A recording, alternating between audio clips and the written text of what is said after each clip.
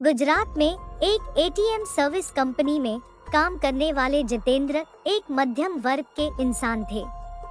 वो न बहुत हाई फाई सोसाइटी के थे, ना ही बहुत ही गरीब। बस किसी तरह उनके जीवन का गुजारा चल जाता था, इतना वो कमा लेते थे।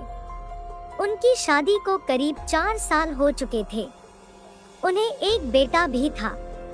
वैसे तो जितेंद्र बहुत ज्यादा पूजा पाठ नहीं करते थे, या यूं कहा जाए कि बहुत ज्यादा इन चीजों में उनकी आस्था नहीं थी, और अगर रास्ते में कोई मंदिर या मस्जिद आ जाए तो अपना सिर जरूर झुका लेते थे। जितेंद्र की नौकरी का समय दिन में लगभग 9 घंटे का होता था, पर एटीएम मशीन का फॉल्ट आने पर उन्हें रात के किसी भी वक्त सर्विस देने जाना पड़ जाता था। अपने इसी काम के चलते वह एक रात अपनी बाइक से जा रहे थे। उन्हें शहर से थोड़ी दूर एक रिहायशी इलाके के पास एटीएम में फॉल्ट को सुधार करने जाना था।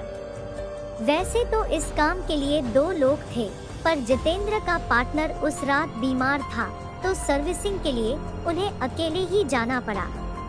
जब वह इस पॉइंट पर पहुंचे तो अपनी बाइक उन्होंने स्टैंड पर खड़ी कर दी। तभी वहां उन्हें एटीएम बूथ पर एक खूबसूरत सी लड़की दिखाई दी। जितेंद्र ने सोचा कि उसे शायद पैसे निकालने होंगे और वह एटीएम मशीन के ठीक होने का वेट कर रही होगी। फॉल्ट ठीक करने के लिए जैसे ही जितेंद्र एटीएम बूथ के अंदर गए तो वह लड़की भी पीछे पीछे अंदर आने लगी। सिक्योरिटी गार्ड ने उन्हें बाहर रुकने के लिए कहा। अब जितेंद्र अपना काम शुरू कर चुके थे, तभी अचानक उनकी नजर उस एटीएम के बाहर पड़ी। वहां उन्होंने जो देखा उसे देख करके उनके पसीने छूट गए। बाहर जो लड़की खड़ी थी अब वो वहां पर नजर नहीं आ रही थी।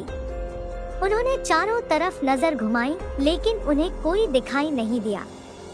उनकी उत्सुकता बढ़ी, क्योंकि रात का समय था, वीराना सन्नाटा था। एटीएम जहां पर था वहां पर छोटा मोटा जंगल लगा हुआ था। यहाँ तक कि उस जगह पर कुछ लाशों को भी दफनाया जाता था। हो सकता है यही सोच करके उनकी उत्सुकता बढ़ ही गई। उन्होंने दरवाजे से बाहर झांक करके देखा तो उनके रगों में बहता हुआ खून भी बर्फ के जैसे जम गया था, क्योंकि बाहर खड़ी लड़की का चेहरा बुरी तरीके से बिगड़ा हुआ था और वो एटीएम गार्ड का सर अपने हाथ में लिए हुए खड़ी थी और वह जितेंद्र की ओर घूर घूर करके देख रही थी। यह सब देख करके जितेंद्र का दिल बेतहाशा तेजी से धड़कने लगा। उन्होंने वहां से नजरें हटा ली और सोचा कि हो सकता है कि ये उनका भ्रम हो। वो ये सब सोच ही रहे थे कि तभी अचानक उनके सीनियर का फोन बज उठा। वह फोन वहां का फॉल्ट जल्दी ठीक करने के लिए था। कांपते कांपते जितेंद्र फिर से काम पर लग गए। थोड़ी ही देर में उन्होंने एटीएम मशीन ठीक कर ली। इस बार एटीएम बूथ के बाहर देखने पर सब नॉर्मल लग रहा था। वह लड़की भी वहां खड़ी थी और एटीएम बूथ का गार्ड भी उसके आसपास आराम से खड़ा था। जितेंद्र ने सोचा कि पहले जो भी देखा होगा वह सब उसका भ्रम ही होगा। वह काम निपटा कर सीधा अपनी बाइक की ओर दौड़ा और जाने से पहले उसने एक बार फिर एटीएम बूथ पर नजर डाली। तब एक बार फिर से उसका दिल दहल गया। एक बार फिर बाहर खड़ी लड़की एटीएम गार्ड का सर अपने हाथ में लिए हुए खड़ी थी।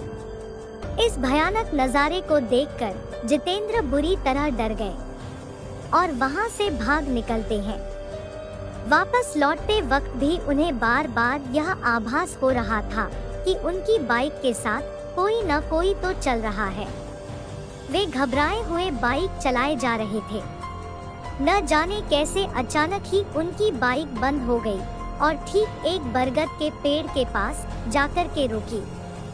जितेंद्र को यकीन नहीं हो रहा था कि उनके साथ ये सब सचमुच में हो रहा है।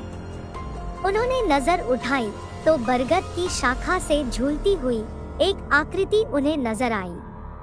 उसके हाथ में एक आदमी का सिर था और वो अजीब घरघराहट भरी आवाज में कुछ बोल रही थी। जितेंद्र ये सब देखकर वहीं जम गए। न उनकी चीख निकल रही थी, न ही उनके अंदर हिलने की ताकत बची थी। अब तो आलम यह हो चुका था कि वह चुड़ैल पेड़ से नीचे उतर रही थी, वह भी उल्टे पांव। उसके उल्टे पैर देखकर जितेंद्र की हालत बद से बदतर होती जा रही थी। उन्होंने आंखें बंद कर ली और भगवान को याद करने लगे। चुड़ैल उनके बगल में आकर के बैठ जाती है और उनका सर सहलाने लगती है। इसके बाद जितेंद्र की हालत का अंदाजा आप खुद लगा सकते हैं। सामान्य तौर पर इंसान इस हालत में शायद हार्ट अटैक से ही मर जाएगा, लेकिन जितेंद्र जी उस समय लगभग बेहोशी की अवस्था में चले गए थे। करीब 2 घंटे बाद जब उन्हें होश आया तो उन्होंने देखा कि उनके सर पर बाल ही नहीं थे।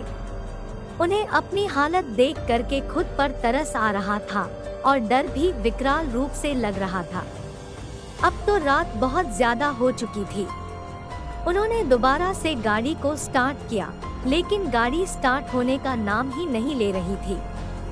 बस उन्हें सुकून इतना था कि वो अभी तक जिंदा थे।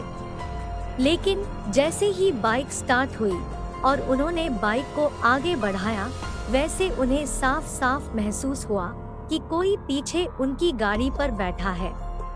कोई दिख तो नहीं रहा था, लेकिन उन्हें दोबारा से साफ साफ एहसास हुआ कि किसी ने उनके कंधे पर हाथ रखा है।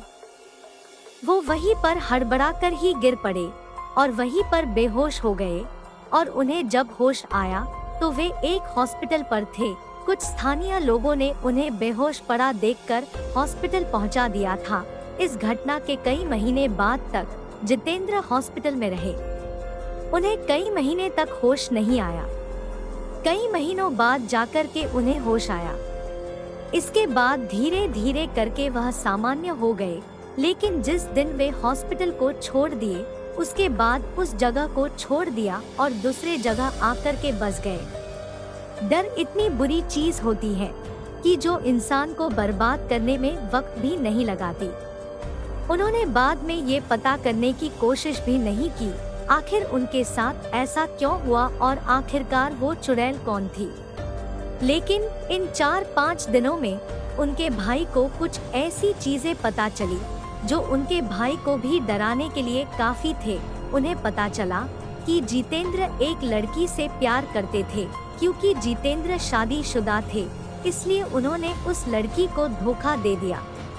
वह लड़की यह सहन नहीं कर पाई और उसी पेड़ के नीचे अपनी जान दे दी थी। जितेंद्र तो यह जान भी नहीं पा रहा था, क्योंकि जिस दिन उसने उस लड़की को छोड़ा था, उसके बाद से उन्होंने पलट करके कभी जानकारी लेने की कोशिश ही नहीं की। लोग कहते हैं ये वही लड़की है जो उस बरगद के पेड़ के पास रहती है।